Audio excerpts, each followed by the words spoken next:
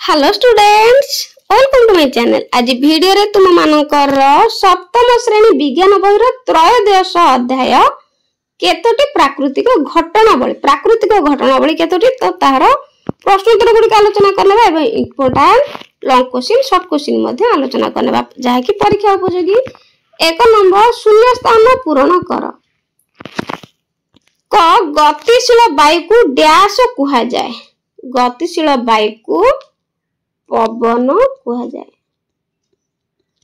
ख पृथ्वी पृष्ठ रे असमान ताप संचरण हेतु डैश प्रवाह हुए। तो एठारे वायु प्रवाह हुए। ग जलीय बाष्प धारण करिथिबा डैश वर्षा कराए। वायु वर्षा कराए। घ वायु डैश चाप कारणरू डैश अंचल को प्रवाहित हुए।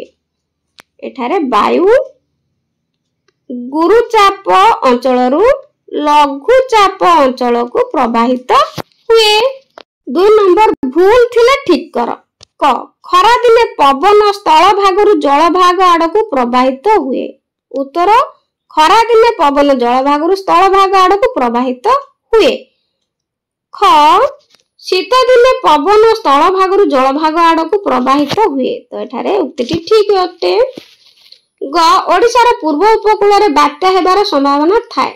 संपूर्ण भाव रे ठीक अटे। 3 नंबर तुम पाठ्य पुस्तक रे नथिबा दुईटी अनुभूति वर्णना करी दर्शाओ जे वायु चाप प्रदान करे। उत्तर ठंडा बोतल को गोटिए ठंडा बोतल नेबा ताकू खोली कि एहा ऊपर एक स्ट्रॉ पकाई शोषिले स्ट्रॉ भीतर दे पानी पाटी को चली आसे कारण स्ट्रॉ भीतर वायु चाप कमी जाए। 2 इंजेक्शन सिरिंज द्वारा औषध टाणिबा बेले एवं इंजेक्शन देबा बेले वायु चाप कार्य करे।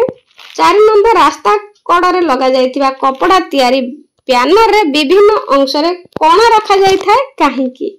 बहुत इंपोर्टेंट क्वेश्चन। उत्तर पवन बहिबा बेले एही कोना दे वायु चलाचल हुए तेणु पैनर ऊपर वायु चाप अधिक पड़े नहीं।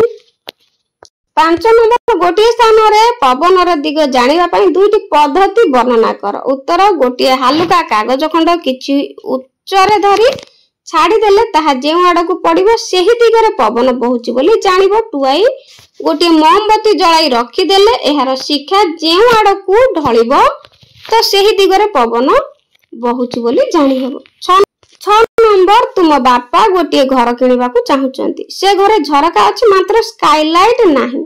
एपरि घर किनिबा उचित की? जदि नुहे तो काहे की बुझाओ। निश्चित भाबरे नुहे तार उत्तर लिखिबा।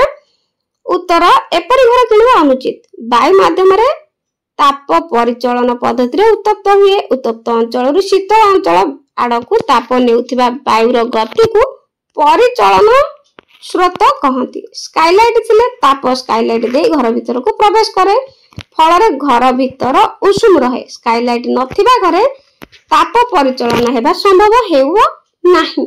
तेणु झरका सर्वदा खोला रखिबा को पड़िबो। तो वीडियो केमति लागिला कमेंट रे निश्चित जणाइबो। भल भाबरे मन दे पाठ पढ़ा पढ़ी करिवो। आज पई रहउची थैंक यू।